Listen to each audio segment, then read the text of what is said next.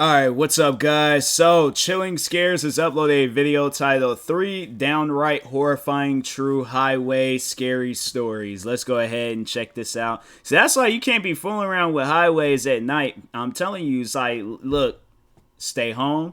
Don't go outside. Don't do nothing. Okay, just stay. Well, I know in some cases you guys may be like coming back from. I don't know. But anyways, make sure if you guys haven't, go subscribe to Chilling Scares for more videos like this. And then that being said, let's get into this video. Highway horror stories. This honestly could be a TV show when you think about it. I'll watch it.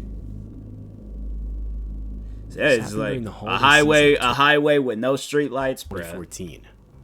Back then, I was in college, and because the campus was so close to my parents' home, I just lived with them to save money on rent. Ever since I was a kid, every holiday season, my parents would take our family on a 2-hour drive to the next state over to see extended family. Their plan was to leave Friday morning, but because I had school, I had to drive myself down later that night, and that's what I ended up doing. I'd say it was around 8 p.m. when I left. So, at that time of year, almost completely dark outside. Anyway, I was driving down the highway. Completely? No, it is dark out there. There wasn't much for civilization on the route I was taking. I remember going for around an hour, when my car started making weird noises. I honestly just tried to ignore it, as, the car was old, so it would occasionally do that. But eventually it started slowing down. I literally put the pedal to the floor, but it didn't do anything. That's when my heart dropped, realizing I was out of gas. Dang. I meant to fill up on my way back from school, but completely forgot. And like a lot of other things on the car, the gas light was broken, so I had no reminder. Wow, that's messed up. About a 20-minute walk away was a small town that I knew for a fact had a 24-hour gas station, so I guess things could have been worse. Yeah. I started my walk, and when I finally made it there, I quickly bought a container, filled it up, and started walking back. Fast forward another 20-minute walk, and I made it back to my car. 20 minutes, that would have been a 10-minute run. I had been running back. I would have not. If it's dark like that outside, bruh, I'm running back to that car. Inside. But right as I started my car, the headlights revealed some man maybe 50 feet in front of me. Like, no car, just this guy that came from the exact same direction as I had only a couple minutes ago. Run him over. When I got to my car, he started making a hand signal to tell me to roll down my window. Now, my first instinct was to drive off. But he was leaning on the front hood of my car, and I didn't want to hurt the dude. So I rolled down my window only an inch to hear what he had to say, and possibly get him to move just enough for me to drive off without hitting him. But no, he stayed right on my car. He then asked me if I could give him a ride, as his car had broken down just up the road. Nah. But I knew for a fact this was most likely a lie. I had just walked from that direction, and I didn't see any broken down car. I responded saying, sorry dude, I gotta get going. There was silence for a bit, until the guy went on about feeling tired, and if I could at least give him a water or something. I told him sure, and reached over to my glove box where I keep extra waters. Like I expected, he moved closer to my window, and now off my car. Figuring this might be my only opportunity to get away, I hit the gas and sped out of there. As I was pulling away, I heard an ear-deafening scraping sound on the side of my car. Along with this, the guy started chasing my car for a bit until giving up. Most disturbing, though, was the fact that nowhere on the side of the road was a broken down car. Exactly, like... I firmly believe that man had followed me on my walk from the gas station back to my own car. When I finally made it to my cousin's house, I got out and noticed the entire side of my car had been scraped by what looked like a knife or some sort of sharp object. Ultimately, I reported the incident to the police. But as far as I know, nothing ever came of it. Yeah. That's crazy. Yeah, you can't trust people on the freaking dark roads. Man, following people. There are some nights in your life that are very hard to forget. I had one of these nights approximately 20 years ago. I was a 17-year-old male, and I was planning on staying out all night with a couple of high school friends of mine. I'll call them Paul and Alex for now. All three of us had relatively strict parents who wouldn't want us out late. And at the time, there was a 1 a.m. curfew for people under 18 anyway. So Paul, Alex, and I decided to each pull the old trick of telling our parents that we were sleeping over at one another's house. We talked about how much fun it would be to have no set time to come home, and to be completely free for a night. I decided to be the driver. I had an old Camaro that was as souped up as I could possibly get it on a 17-year-old salary. It was in good shape, and we figured it would be fun to mess around in on that particular night. Anyway, I picked up Paul and Alex. From what I can remember, it was around 10 o'clock at night, and we were off to see where the night would take us. We aimlessly drove around for a while. We stopped for some food, and cruised around the local area until we started to get bored.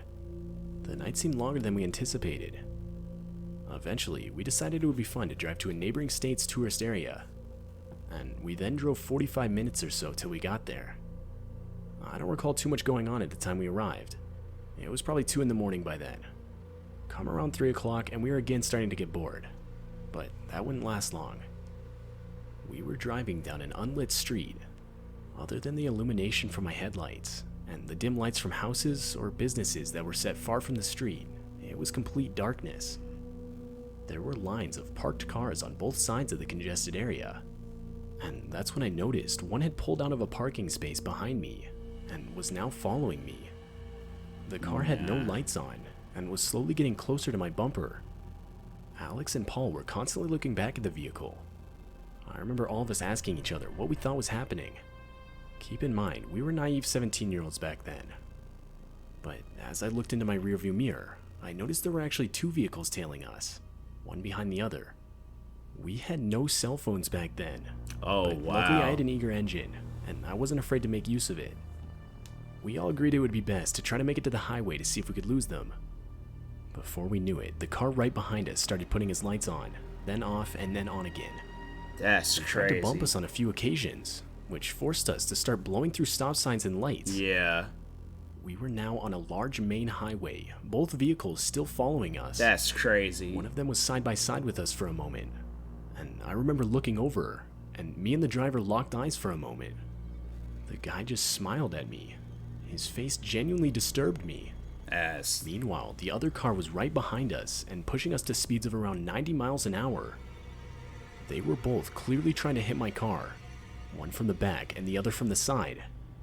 I then punched the gas somewhere around 100 miles an hour, in a speed limit zone close to half that. Dang. We were able to get a few car lengths ahead of them, when we passed by 2 police cars side by side. One of them immediately pulled out with his lights on. This was the only time in my life I've ever been relieved to get pulled over. As I was coming to a stop, I looked behind us, and noticed the 2 vehicles that were following us practically vanished. There was only the patrol vehicle. When the officer came to my window, I told him everything. He was in the middle of telling us we were breaking our curfew, when one of the cars sped by us. I frantically told the officer that was one of the cars, and he radioed another officer who was able to pull him over further down the road. A short while later, the officer that pulled us over would inform us that we were right, and that the guys following us were known carjackers in the area, and were both caught and currently being arrested. He then issued me a speeding ticket, and told us we should have just pulled over and locked the doors and windows. But at least the way I see it, my thing is this, they did the right thing, because I would rather have a speeding ticket than for those guys, because my thing is this, they didn't say whether they had weapons or not. I'm not trying to find out if they have weapons or not, so that's, I'm like, yeah, bro, in a situation like that, man, that cop, he gonna get somebody killed. I much rather would, lock the doors and the windows, because it's just, carjackers, they don't have weapons. They know how to fight. They just walk up to the car, stand like this, and the person just gets out. They're like, nah, they know how to. I'm like, man, would have gotten a speeding ticket, then my car stolen. Yeah, overall, what he just said. I'm 23 and live in a semi-rural area. There's not really much to do on Seattle weekends, a little bit. So every once in a while I'll go meet up with a couple of friends in the nearest city, which is maybe a 45-minute drive. This weekend, I decided to do exactly that. I left around 6 p.m. and stayed in town till around midnight. Everything was normal until about 5 minutes into my drive back home. Now, something that needs to be mentioned is I'm not a night owl by any means. So, needless to say, midnight felt pretty late to me. I'll admit I was tired. In all honesty, the only thing on my mind was getting home so I could go to bed. Anyway, I'm driving on the highway, doing my best to keep myself awake, when I see some man in the middle of the road running towards my car waving their arms around. Mind you, I'm going around 70 miles an hour at this point. But somehow, I was able to see the guy in time to slam on the brakes and come to a stop on the shoulder of the road before hitting him. I laid on the horn in frustration, completely unaware at this point how odd it was for a man to be out on the highway in the middle of the night. It wasn't until the guy looked directly at the driver's side window and started walking toward my car did I suddenly realize how bizarre and possibly dangerous the whole situation was. The guy was somewhere around 30 years old and profusely sweating. He looked incredibly panicked. And when I rolled down my window, he explained to me that he needed a ride home while simultaneously attempting to open the locked passenger side door. I asked him where he was going, or where he was even coming from. And to this he explained to me that if I let him in the car, he would tell me. Nope. Everything about the whole encounter was off. And so for my own safety, I ultimately decided I wasn't going to give this guy a ride. Yeah. I told him this, but didn't want to just strand the guy. So I asked him if there was anyone he knew that I could call to come pick him up. In response to this, the guy started crying and full-on banging on my car in frustration. Nah, and drive then off. I sped away. Yep. Looking in my rearview mirror, I noticed the guy attempting to chase my car, but quickly fading into the distance. After maybe 5 minutes, I called 911 to report the guy. I informed the operator that somebody had been running in the middle of the highway. I also gave his description and explained how he had begged me for a ride, and when I drove away started chasing me. The next morning, I called the police department for a follow-up to my call, and it turns out the officer who responded to it found the guy. Apparently he was found again running in the middle of the road. What disturbs me most is the fact that the guy was identified to be responsible for an armed robbery of a nearby gas station just 30 minutes before my encounter with him. I'm pretty confident that at the time the guy was under the influence of something. I mean, I've never seen somebody act like that. Yeah. Thinking back on the whole experience makes me wonder what this guy really had planned if I had let him in my car. Probably going to take the car. Considering he was armed. Yeah, he was going to take that car. He was definitely going to take that car. There's never a time when somebody's just outside, just running around. I'm like, nah, fam, you should already have been home. But yeah, that man was trying to take that car. So, but anyways, yeah, that was a pretty freaky video and stuff. But yeah, make sure if you guys haven't, go subscribe to Chilling Scares for more videos like this. Like, subscribe to me too, and I'll talk to you guys later. Thank you guys for watching, and peace.